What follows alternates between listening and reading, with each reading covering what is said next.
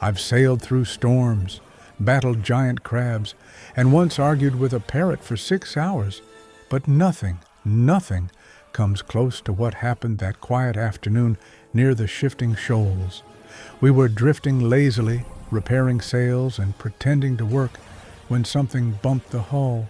Not a wave, not driftwood, something solid. The kind of solid that makes a captain stop mid-sip and look over the railing.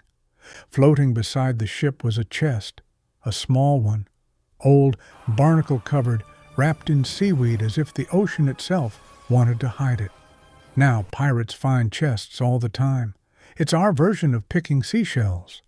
But this one was different, because carved on the lid was something every sailor knows to fear, the crest of the lost tide, a symbol from tales so old even the oldest liars don't touch them. The crew begged me not to open it, so naturally I opened it. Inside was no treasure, no gold, no rotten map leading nowhere. Inside was a notebook, a captain's log, but the pages weren't wet, not swollen, not damaged at all, as if the chest had protected it from time itself. The first page read, "If someone finds this, return my ship to me." It sank, but I did not. That was odd enough. But the date? The date stopped every pirate on that deck cold. It was written 2 days in the future. The crew nearly mutinied. We'd handled cursed shells, talking bottles, dramatic seagulls. But time was above our pay grade. Still, the last entry told us exactly where to go. Coordinates not far from where we drifted. We arrived at sunset, calm water, clear sky, too perfect. And then the sea bulged, not erupted, not exploded, just rose. Up from the depths came a mast, then a tattered sail, then an entire ship surfaced like a waking whale, dripping water and silence. A ghost ship. No, worse, because lanterns flickered on, and footsteps echoed on the wet deck. Then we saw him, the captain from the logbook, walking across the ship that should have been at the bottom of the ocean, waving at us as if arriving slightly late for dinner. He stepped to the railing and shouted, "Thank you for returning my log." Returned? We didn't return anything. We took it. But he looked so relieved, so calm, so alive that my brain refused to argue. The crew whispered, "Captain, if he's alive, how did he write from the future?" He must have heard us, because he simply smiled and said, "Time moves differently down below." Before we could ask what down below meant, the ship shuddered, hard, as if something immense tugged at it. The captain nodded to us, set the logbook on his deck, and said quietly, "My ship is being called back. I must go." "What's calling it?" I asked. He only replied, "You'll find out when your time comes." The sea swallowed the ship slowly, cleanly, like it was pulling something back into a place it belonged, and in less than a minute it was gone. No splash, no sound, no sign of anything ever being there. When we looked down at the water, the logbook floated beside our hull again. But now the last page had changed. A new line had appeared. "Thank you for returning my story." No signature, no date, just that. And to this day, I still don't know whether we witnessed the past, the future, or something in between that sailors were never meant to understand. But I kept the logbook, not because I want answers, but because I'm afraid of what happens if I don't. When I pulled that strange wooden crate from the waves, I thought the mystery would end once I opened it.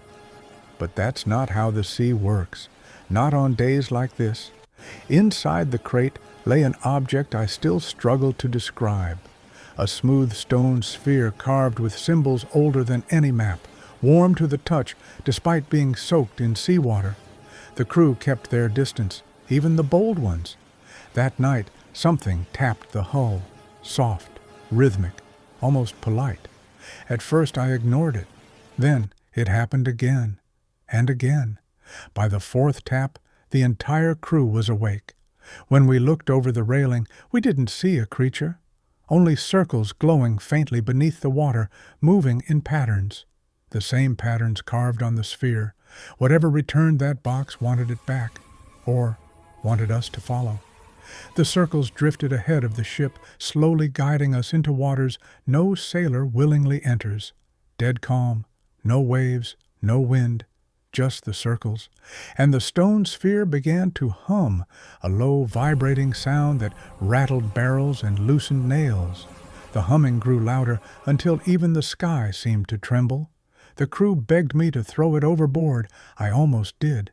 But before I could decide, the glowing shapes beneath us shifted, rising, and that's when we saw it. Not a monster, not a shipwreck, something in between, a massive ancient doorway of coral and bone, rising from below like the sea itself, was opening. The sphere in my hand glowed brighter, and the doorway responded, widening. The sea had not just returned something, it had invited us somewhere. Whether that was mercy or a warning, we were about to learn. The doorway grew until it cast a shadow larger than our sails. Inside it, the water shimmered with a deep green glow. Then, something stepped out, but not a creature, a figure, tall as a mast, made of drifting currents and glowing lines, shaped vaguely like a person. It didn't walk on the water. It was the water. It raised an arm, and the sphere in my hand tore itself free, floating toward the figure like a loyal pet returning home. The humming stopped, the sea stilled, and the figure, if it truly lived, turned its head toward me. No eyes, no mouth, but I felt it watching. Then a voice entered my mind, a whisper, "Not yours." The sphere dissolved into water and light. The glowing doorway sank back into the sea. The circles vanished beneath the surface, and just like that, all was quiet. But as our ship drifted away, a small wooden crate bumped gently against the hull, unopened, dry, waiting. Inside it was something new, a map with no land, only circles, only patterns, only one message carved at the bottom. Next time, bring it back sooner. I closed the lid and told the crew nothing. Some things the sea returns, because it wants you to see them, and some things it returns because it isn't done with you yet.